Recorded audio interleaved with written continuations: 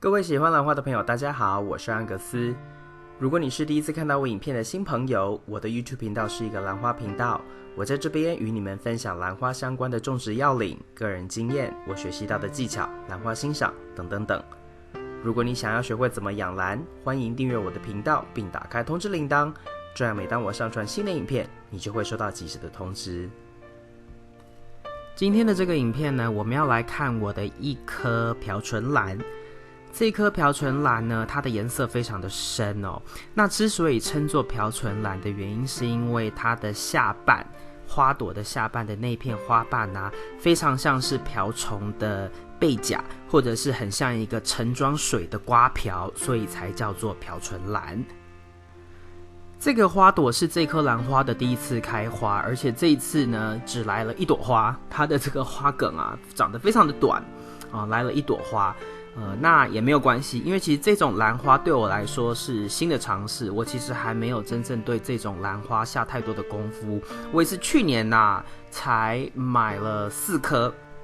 而这一颗如果我没有记错，应该就是颜色最深的一颗。还有另外一颗颜色也很深，但是那一颗按照我当时看到的图片是有斑点，然后这一颗是实色，完全单一颜色，然后是深色的。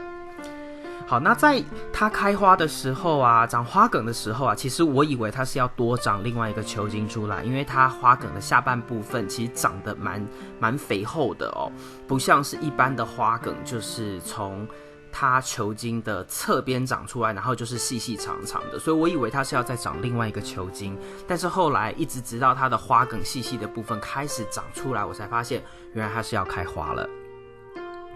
那这一次呢，它虽然说只有一朵花，但是因为初次来花，所以我还是可以接受的。但是这种花，我知道它的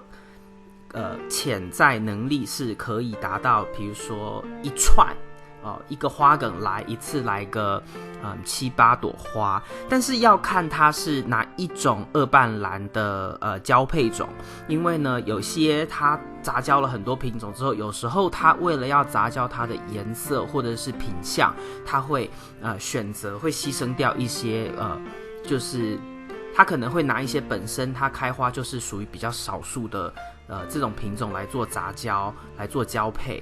所以这个其实是要看它自己亲本。当然这个呢，因为它还是比较年轻的这个植株，然后再加上呢，我对它的养护也许不是100%的正确，所以呢，难免第一次开花它的这个花朵数量会低于它原本的这个潜在能力。我们这边也顺便来谈一下这颗兰花它的一些养护上的特性特征。这种兰花在它积极生长的时候呢，除了需要非常勤的浇水之外它也非常需要比较高浓度的养分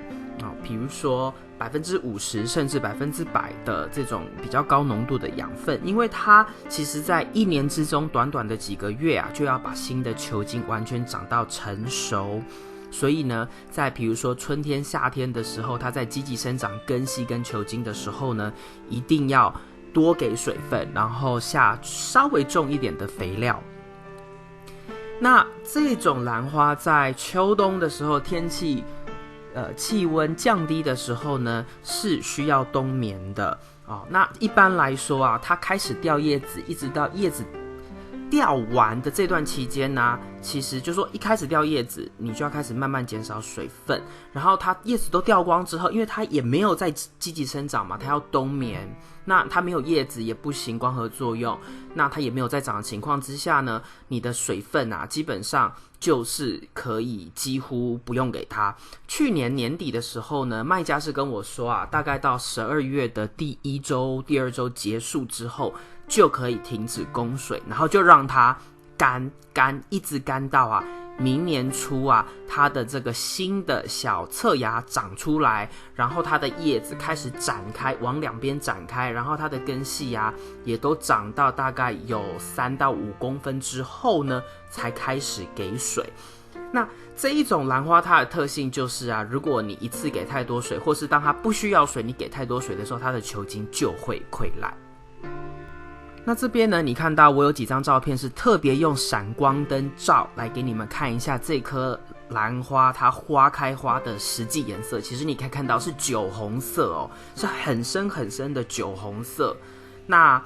但是如果没有闪光灯的话，你直接肉眼去看它，其实就真的是像黑色一样，但它不是纯黑色，因为再深颜色的兰花，其实啊它都不是黑色，它一定就是跟酒红色类似的这一种颜色，只是它非常的深，非常的饱和。它连颜色深到它最后面花梗的部分啊，还是有一些颜色酒红色的颜色来呈现。香味上面啊，这颗不知道是不是因为我这个边天气现在比较凉了，所以其实我要鼻子很靠近这朵花才闻得到一点点的香味，要不然来说我可能会说这颗兰花基本上没有香味，但我不确定这是不是这颗兰花开花的常态，所以这个还需要将来开花的时候再来观察一次，这颗是不是能够有更浓郁的香气出现。这种兰花在美加地区购买的话，价格介于20到25块之间。那在比如说台湾的花市，我看到的价格好像都在250到350块台币左右。如果你对这种兰花有兴趣的话，也不妨添购个1-2颗回来玩一玩，来学学怎么养这种兰花哦。那我个人呢是3-4颗这样的兰花，我觉得够了，我应该不会再多添购其他的兰花，特别是这一种。接下来2-3分钟的这个影片呢，是2个小影片